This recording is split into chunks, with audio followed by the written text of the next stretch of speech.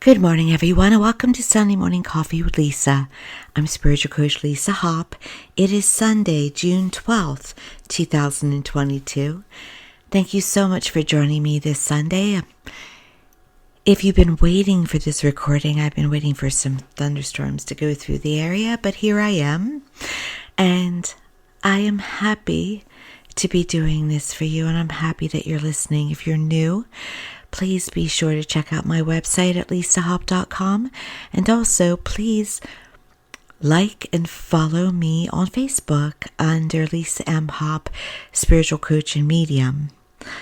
On that page, the Facebook page, I put the link for a new YouTube channel for me that is called Life Manifest with an exclamation point. And this channel features 5-minute affirmations for the big topics: wealth, health, body, relationships. So please check that out. I also will be creating and loading some law of attraction educational videos on there, short ones, educating everyone about how to use energy to manifest the life that you desire. Because that's a real thing. That's a truthful thing. And so check it out. And yes, I'm also on YouTube, as you may be listening to this under my channel, Spiritual Coach Lisa Hopp. Thank you. Thank you for finding me. Thank you for everyone who comes and listens every week and comments. I appreciate you so very much. As I always say, I gotta find different words. Just gratitude. I feel immense gratitude. And this particular YouTube channel that features this podcast is growing. It's growing. And I'm happy about that. Let's keep growing it. Let's keep spreading the words and get thousands of followers. I don't mind that at all. So thank you. Please do. If you connect with this podcast today, please do like, subscribe, and share. Do plan on getting an Instagram presence more, and TikTok, let's just say I'm thinking about it. And it's all about access, really, just saying this, talking about the same topics, but on different ways in order to reach people, where they are, and that's what it's all about. So thank you again for joining me. I'm going to get to today's topic. So today's topic was an easy pick. As some of you know, I sometimes don't pick my topics until like the night before, the morning of. But this one was easy because I've gotten a few questions about this week. And I've also seen out there that some of my peers are educating about this topic as well. So I'd like to talk about it. I'd like to talk about what happens when we pass. What's the experience? What is waiting for us? Now, I will say to you first and foremost that it's individual in its own way, but there's a common factor. There's a common energy that everyone experiences. And I mean everyone. Those who would listen to this podcast, all right? Those that you love, those that you wish to be in heaven, this is the common experience for you too as well. Most likely. Why I say that is I always tell my clients it's very hard not to get to heaven. If you have any capacity to love, if you tried at any moment to be a decent person, you go. But even those who are immensely evil, heaven will not give up on them. They always want our soul to be redeemed. They cheer, they find joy in a soul that has joined them, from that locked up place that can be like a hell. So know that, all right? There's really nothing to fear about when we pass. And when we do pass, we eliminate fear anyway. In that moment, we're so taken care of. That surrender, that calmness, that lack of fear does arrive for us in those last moments. If not a while before, depending on our individual story. So why I wanted to discuss this today is that the question's been posed to me about how do our departed loved ones feel about us when they pass? Do they think about the relationship between us? Do they think about what experiences we shared? And yes, what they may have done to us? Do they think about it? And the answer is, well, yes, but let me explain the understanding. So, when your soul leaves your body,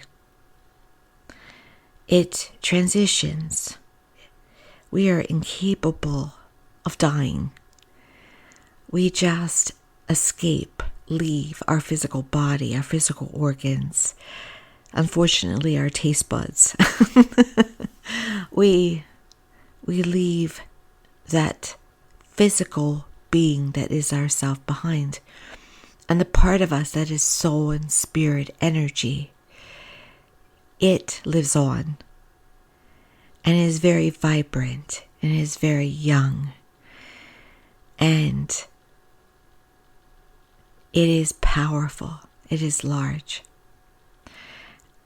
And it's our consciousness. It contains our personality. It contains the best of us. Not the physical body, but the mind, the subconscious mind, the superconscious mind. That best of us transitions into heaven, that part that makes us unique, that individuality that goes on.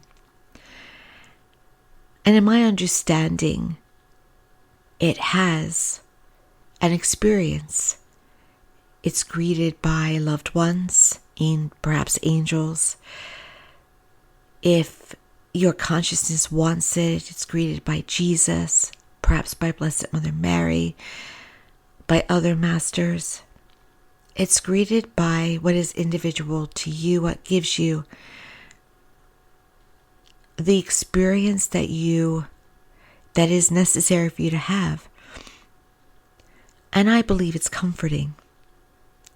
I believe it's assuring. Now, sometimes people have near-death experiences and they return to earth. And occasionally someone will say they experience something more negative. But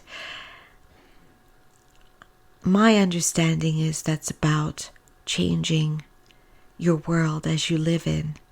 That's why you come back. So there's a necessity about that.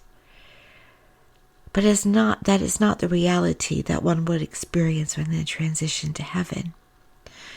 They are met with tremendous, unconditional, accepting, adoring love. And I can tell you that I've experienced it. I've been pulled into that energy. And I've experienced it firsthand. And it's all I described, but it's more. It's truly indescribable. I was only there for moments. Might have been a couple minutes at the most. And I can tell you, I knew that I'd gone home. There was no doubt about it. I had gone to where I began and where I was going back to. My home base. And let's just say, though I was not depressed about it, I still, in my own way, did not want to return to earth. I wanted to stay. But I knew that it was just a visit. They told me it was just a visit and that I would return. Now, I want to also be clear. I do not have any evidence that in that moment I actually physically died. It wasn't that type of experience. It's like almost was like an astral travel a bit, but not one that I started, not one I did on my own. So whatever reason that higher consciousness wanted me to understand, and perhaps it was just for my work, so I could pass it on and tell people what love resides there. So they wouldn't have to live in fear, so they would know what was awaiting them. And I really think that was probably a lot of what it was about, but also a personal message for me, about me and my work. And so, but it wasn't even, I think it was a lot to pass it on, which is ultimately about my work. And I'm okay, and I'm more than okay with that, because I feel so blessed, so grateful, so humbled to be able to experience that energy for just a brief amount of time. So I can say to you with personal authority that you will know you're all right. You will be overwhelmed by the amount of love. You will be so grateful. You will also come to understanding. Everyone who passes comes to knowledge and understanding.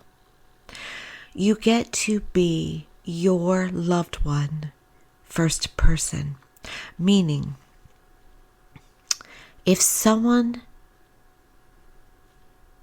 who passed and you do not get to say goodbye properly or leave with hurt still between you, that person gets to be you first person, completely you, what you thought, how you felt because of them. They get to experience that in heaven with all that they need to, that they want to, and that what is best for them to know. All answers are given in that moment. All understanding is revealed. But not only that, not only with their immediate soul group, their immediate family and friends, but they get to also understand the all. They're in the oneness energy now. We're all one. We're all connected to the one. But we often block it with our consciousness, with our physical body. We get busy with our days. We get distracted. We get emotional about the things happening around us. The bills, the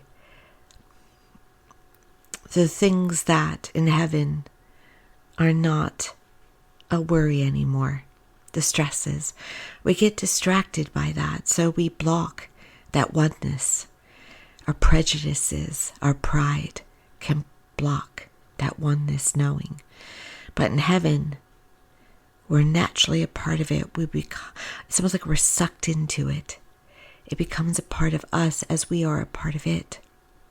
And with that oneness, being a part of that, we get to understand, well, the answers to everything. We get all knowledge of humankind, of why things were the way they were, why there was war, what healing has been brought. We get to understand the ripple effects, that how you impact the world when you thought you were so small at times and perhaps meaningless, that ripple effect. We get to understand the knowledge about those things we were against and what meaning they had. You get to understand people that you didn't get to understand, and things. And so it gets right to the point. You get to know there's really no religion. The point of, I guess, leadership in our world, and what expansiveness came from that. How they impacted, what courses we could have taken, what courses we did, what was averted in our world, what will come that also will be averted. All of that becomes a part of the known. And it's not just for the universe or the world as we know it, but also the paths are known for those we love. Now, of course, I want to say of course, assuming you know this, but in case you don't, those that we leave behind on earth have free will. But those in heaven know their potential paths.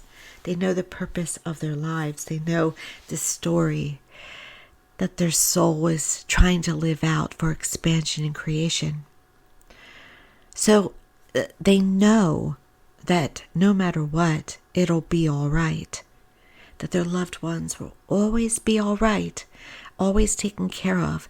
It somehow will always work out, no matter what free will does, what free will dictates. They may not choose the best path or the easiest path, the greater path, but heaven will always try to help them out to have the greatest path, and that they as loved ones had to have the power to help in that way. So let's bring it in. And I'll explain what happens when someone leaves, where healing is not taking place, where the goodbye was not said, perhaps because you're not talking to each other. Perhaps there was no goodbye because of the way they passed. But let's take it to the healing part, the healing that needs to take place the most. This most wonderful thing, the most wonderful gift is there's always an opportunity for healing. Everything you think, say, and do in every way is an open book to heaven, is a radio signal. If you wish for healing, all you have to do is ask for it.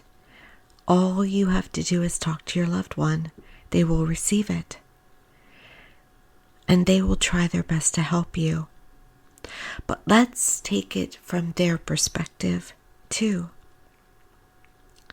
When they get to heaven, they, as I said, come to understand all the whys.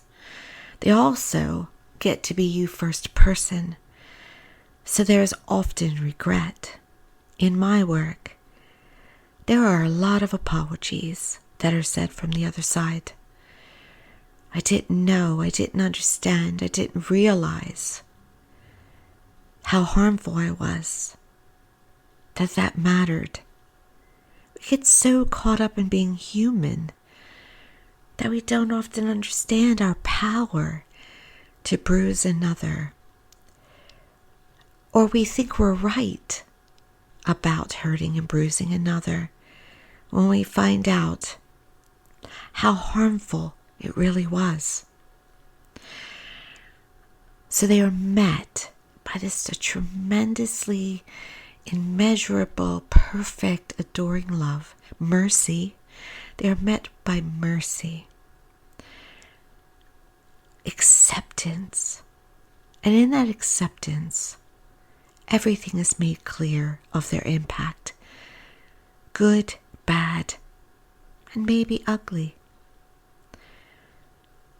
And they understand the power of healing because they've been accepted and they've been healed themselves through the energy of heaven. Or at least the process of healing is started, because sometimes even for them it takes time, even though they're in that massive energy. So naturally, by extension, they want to extend out the healing that they've been graced with, granted, out to those that they impacted. Often it's because they really did love you, even though they weren't able to show it. But also, it can be because they know the importance of giving that love and that healing. They want to give that mercy that's been extended to them. And so that's why those, I often say, that are around you are the ones that you wouldn't know would be around you, that you wouldn't expect, that you perhaps didn't have the relationship with, or that it wronged you, or that it hurt you. There are ones, as I say, that are there on steroids, overtime, trying to make up for what they didn't give, that they weren't capable of giving, and they want to now. Now, that doesn't mean, by the way, that you're not allowed to experience hurt and anger and rage and all those things about them. It's important to feel what you feel. But it doesn't mean you're blocking them. They're going to be there anyway. And I want to be clear about this part. And I can tell you I want to be clear because of my religious background, where I was taught about purgatory and cleaning up, and that you might not be good enough to get in. That you may not be worthy. That's something you should worry about. Okay, you are made in the image and likeness of your Creator, and you are loved. You are so loved. It's unconditional. It's unconditional. As I said in the very beginning, it's really hard not to get in. You would be inherently evil. And you're just sent to another side. You still have the opportunity for redemption. But with my background and being taught that you somehow have to earn heaven, your loved ones aren't serving you because they have to earn heaven. They're serving you because they want to. Because they now are experiencing love and feeling the love that they were unable to feel that much on earth. Even if they were capable of loving you immensely and showed it, expressed it, they still love you more from heaven than they ever could on earth. That's the truth. That's why they say sorry. I didn't say I love you like I should have. I didn't hug you the way I could have. I maybe showed you in other ways that I love you, but now I've come to understand the warmth, the hugs, the kisses, the expression verbally, how important that was and is. That's how they spend their time, trying to give you that in some form through their energy. Because they are all energy now. And so that is why we often get signs that their energy will often appear to us people in heaven, meaning, or in dreams, because we kind of bridge to them sometimes when we're sleeping. We'll travel ourselves a little bit to that heavenly realm, and they'll be there, so we dream of them. Or their energy is just close to us when we're sleeping, that they can get into that subconscious mind of ours a little bit.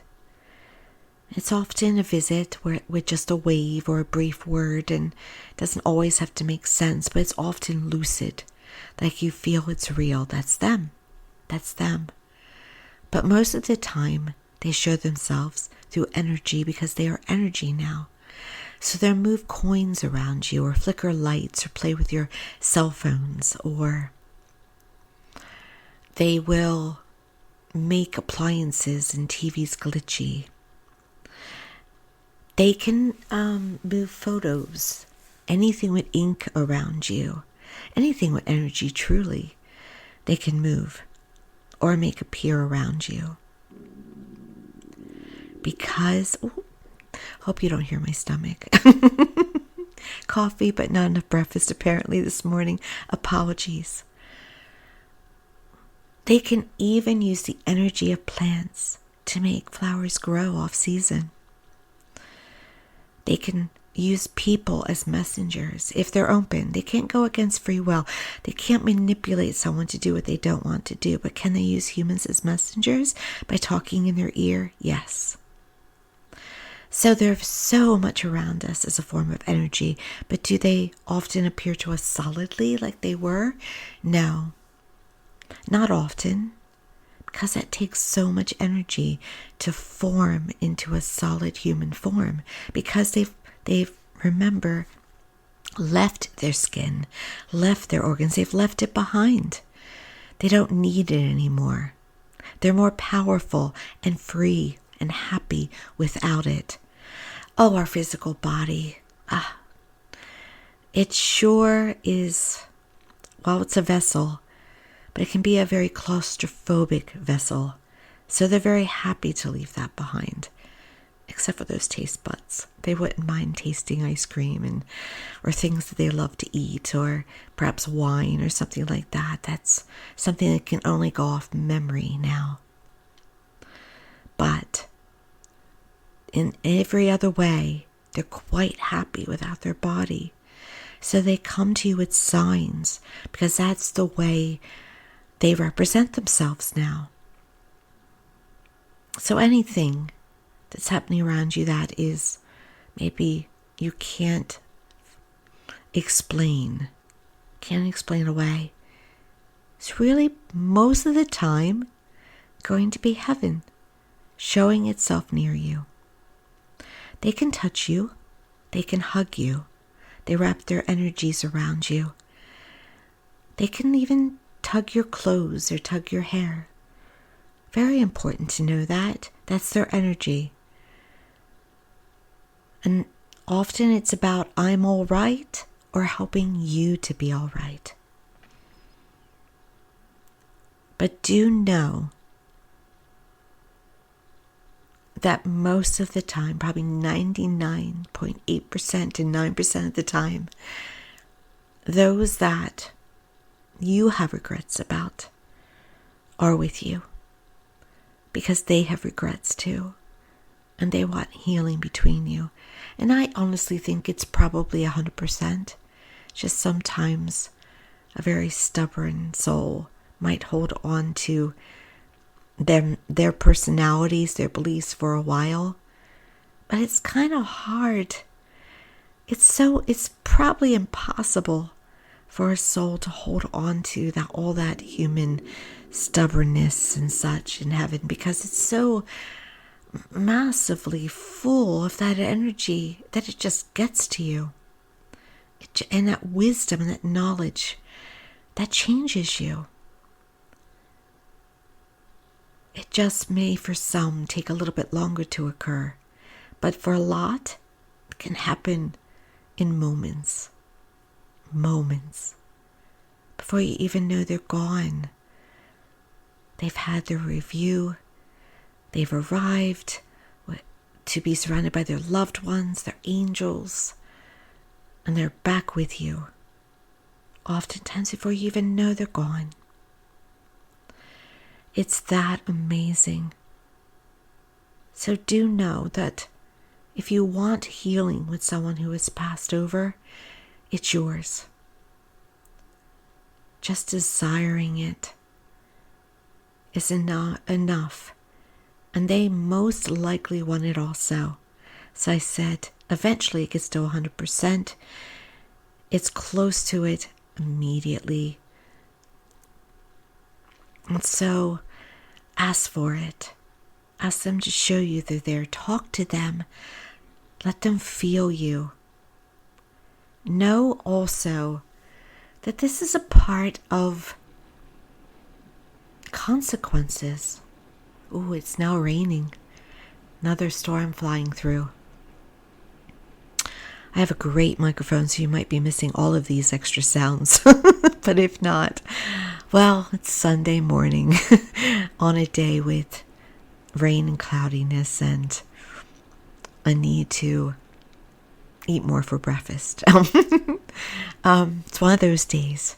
But please know that what you want is most likely wanted for you. in the way of healing. And what I was saying before I was interrupted by the downpour is that there are consequences for all actions. There are consequences for all feelings. There's consequences for all decisions that we make. So those who harmed you don't get away with it. They get to feel being you. And that's the ultimate, quote, revenge. But it's not given to them in heaven like a revenge. It's not a cruelty. It's just the way it is. They get to know what they were like in every way. It's taken care of, listeners. It's taken care of. And so do know that you are that loved too. That you are that loved too. That those who did the most harm to you will get to know what it was like. Will get to experience what was done. And will in their own way get to pay for it through their feelings of pain because they caused it. No one is out of here scot-free. But keep in mind, it is nothing to fear. Because you get to also find out the overall large picture. What did that person you harmed go on to do because of you? What did you accidentally do to cause a great moment on earth? Because oftentimes we don't realize our own power. That's found out too. It can be overwhelming, but it's done with love, and it's done with mercy, and it's done with the type of love that a perfect parent who is capable of showing love in the greatest form, that's not even that magnified is what occurs. It's what's awaiting you in that wonderful dimension. And that dimension, by the way, is right around you right now. It's just inches away. Sometimes it's less than an inch away. When you're centered in the moment, it's there. It's a part of you. It's a part of all of us. It's a part of the oneness that all of us are a part of. We're all a part of it. What happens to another affects all of us. What another does affects all of us. But in heaven, as I said, that knowing becomes ultimately and very, very clear. Very clear. Thank you so much for joining me on this wet, stormy Sunday here on the East Coast of the States in America. I appreciate all of you again. Please be sure, if you're on YouTube listening, to like, subscribe, share. Please subscribe to the new channel, Life Manifest, ! Please also follow me and like me on Facebook under Lisa M. Pop Spiritual Coach and Teacher. There's more things to come. Oh, yes, there's another YouTube channel as well, just for angel and spirit guide things. That's called The Guided Journey. And I know on this particular YouTube channel this podcast is on, I put the link under certain videos because these channels are growing, so they're a little bit hard to find because they're still growing. But look for the links. Even email me for the links at serendityharper@verizon.net, because there's some wonderful things with angel channelings and information guidance from that dimension for all of you. We are not in this alone, and we don't have to be in this alone, okay? Thank you so much for joining me again. Many blessings. Have a wonderful Sunday and a wonderful week. See you next time.